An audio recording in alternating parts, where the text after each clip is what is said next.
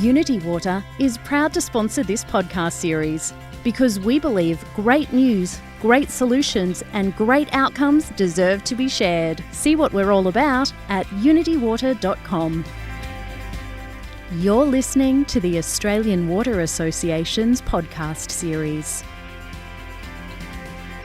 I'm Hazel Flynn, and here with me now is Joel Spry, Program Coordinator for Living Water Smart, a Power and Water Corporation in the Northern Territory program to change behaviour. Welcome, Joel. G'day, Hazel. How are you? I'm well, thanks. Thanks for joining us.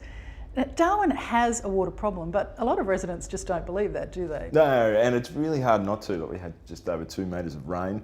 Our wet season's just finished, so it rains and it rains a lot.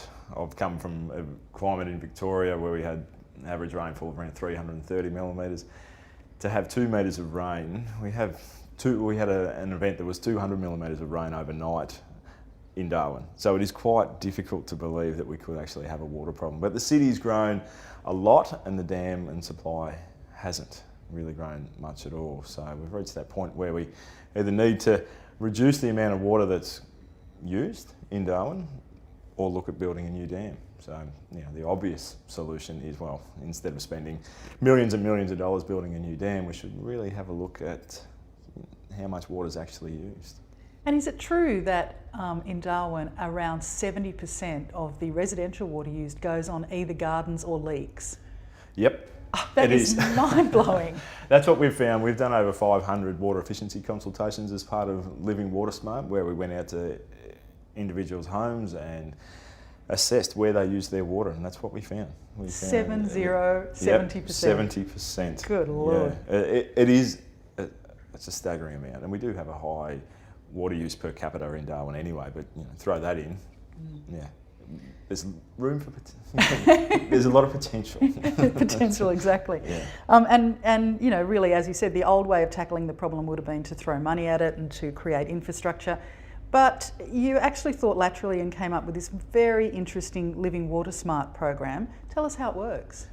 So the Living Water Smart program itself focuses on 3 areas, so the residents, government areas and commercial as well. So we're really targeting, as you said before, those leaks and gardens, trying to reduce irrigation. We found that a lot of people in Darwin, the majority of people, if not all, water 7 days a week. They water their plants 7 days a week. We went last year, we had 155 consecutive days without rain, so it is a lot. The climate is different to pretty much anywhere else in Australia, but it is excessive. Plants don't need water every day, so that's what we're really focusing on there. And we've got government initiatives as well as commercial, as we were talking about. But one of the things that I'm really excited about and passionate about is working with school kids.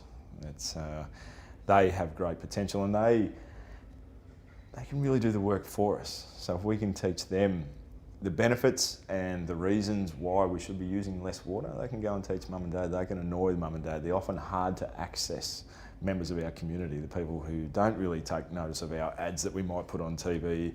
Or say if we painted a bus, for example, they might see that once or twice and that's it. But these kids that we have access to, they can do our advertising for us. All right, so tell us about the school program. You were really looking at years 5 and 6, Yep. So kids at the end of their primary school years. What happened? What did they do? How long did the program run for? Well, we were getting calls constantly from schools and with teachers in that 5-6 area saying, look, we're studying water, can you come in, present to us for about half an hour? And that's it, really. So we didn't know if our messages were getting through. It was really a waste of our time going there for half an hour. Wasted the kids' time. Probably the teachers benefited because they could have half an hour off because they had someone in there. We just weren't finding any value in it. So we thought, pretty long and hard, we thought, well, what's the best way to actually do this? Is there going to be any benefit for us investigating and investing money into the school system? We had a good think and thought, well, yeah, let's create a unit around the whole Darwin water story. Kids and teachers are really keen to learn about water, yet they're learning about water in China, in Africa. What's the point? It'll be very, very interesting, and I have 2 kids myself, and I'm more than happy for them to be learning about water use in overseas country, but why don't we learn about what's happening in our own backyard? And we've got all these scientists and engineers at Power and Water, we've got business managers, we've got a heap of professional people who are really, really intelligent and have so much to offer these kids. Why don't we get them involved? So we developed an inquiry-based unit of work that was ready to go for the school. So it was a good mix of the teachers having some responsibility and ownership because they had to teach 4 or 5 lessons, and then we would come in a structured way to present on what we do and the Darwin water story for about 4 or 5 lessons as well. So it was a real combination. And at the end of it, kids would come up with their own social change project. So they were the ones who were investigating. So we had questions about what do we know about water? Where do we use water? How much do we use? How much do we need? And do we have enough water? And then at the end of the program, the kids would come up after they've explored all of that themselves. So we weren't prescriptive in what it was. The inquiry-based unit of work really gives us that freedom so that the kids can explore it themselves. Rather than saying, this is what it is, you must remember this, we ask questions like, well, what do you know about water? And they go through, well, we use it for swimming, we use it for drinking, all this sort of stuff. And, well, how much water do we use? And then they have to find out themselves where the water use is.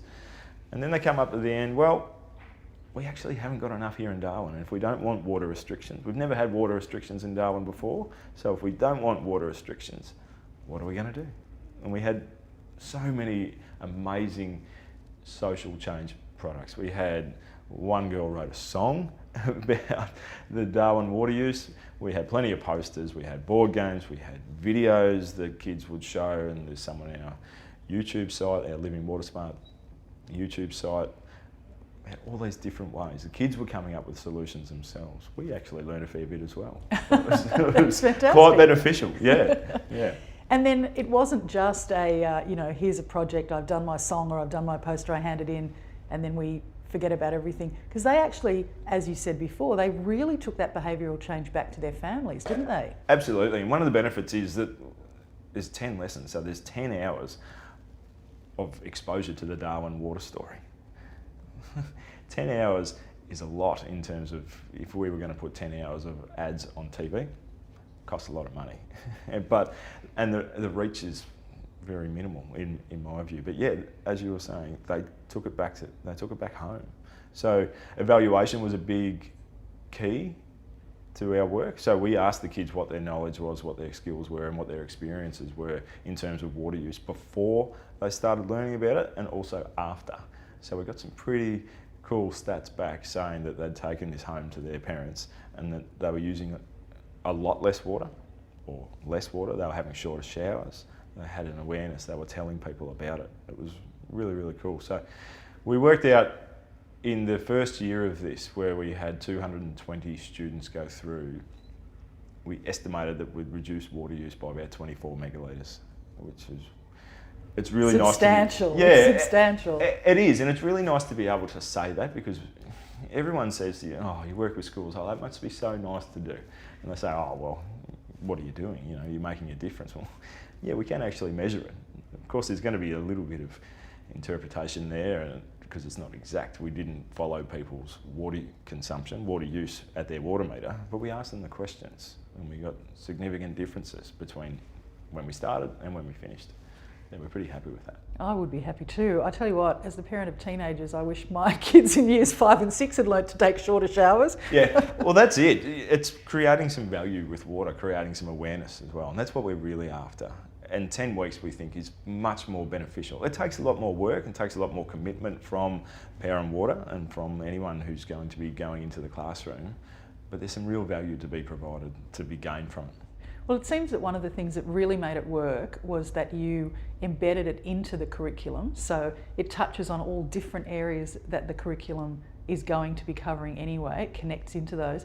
And also that you gave the teachers support, because as you said, they needed to teach some of the lessons, but you didn't just throw them in there and say, here's a brochure, read from it. You actually really gave them good training and support, didn't you? Oh, absolutely. And we were very lucky.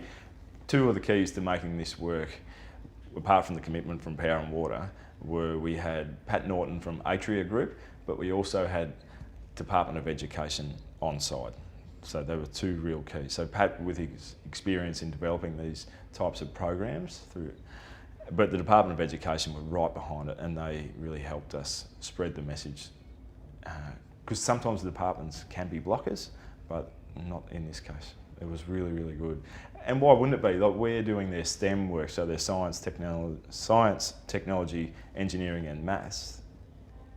Certainly the Department of Education in the Northern Territory have a great focus on STEM and trying to get that more into classrooms. And here we are with all these scientists and engineers at beck and call, basically. We want to get them into the classroom and inspire these kids, give them an opportunity to say, hey, maybe I could do that. Maybe I could be there designing the next water storage for Darwin. Maybe I can do that. Maybe I can study at CDU at the local university, a science degree or an engineering degree. And you did get that, didn't you? That was one of the quantifiable results where kids were actually saying, I could see locally a STEM career for myself that I didn't see that was there before. Yep, that's what we're after, creating these inspiring, these childhood memories. Everyone's got a memory of primary school. I'm sure if you think back, Hazel, there'd be something that pops into your mind straight away about primary school.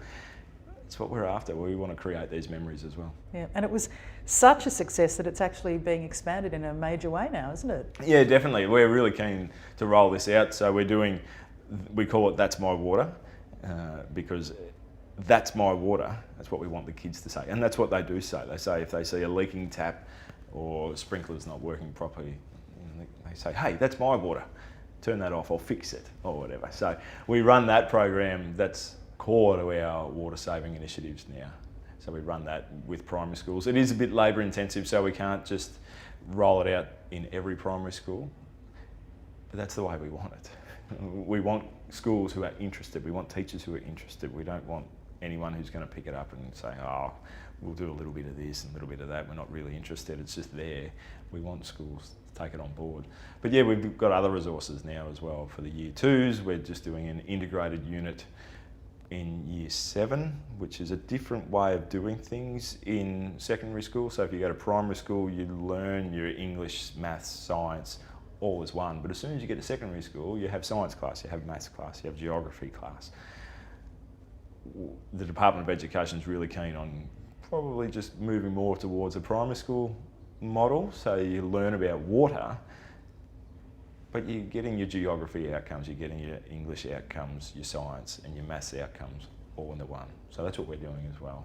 And we've got something called the Great NT Water Story, which is where the kids explore the past, present and the future of water. So they go back however far they can to find out how water was used in their place, wherever it was, whether that be in Tennant Creek or Alice Springs or Darwin or any of the remote communities. Tapping into that knowledge the Aboriginal elders would have about their water use.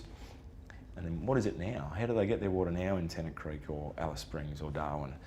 And it's like, wow, gee, we used to value it, now we don't so much.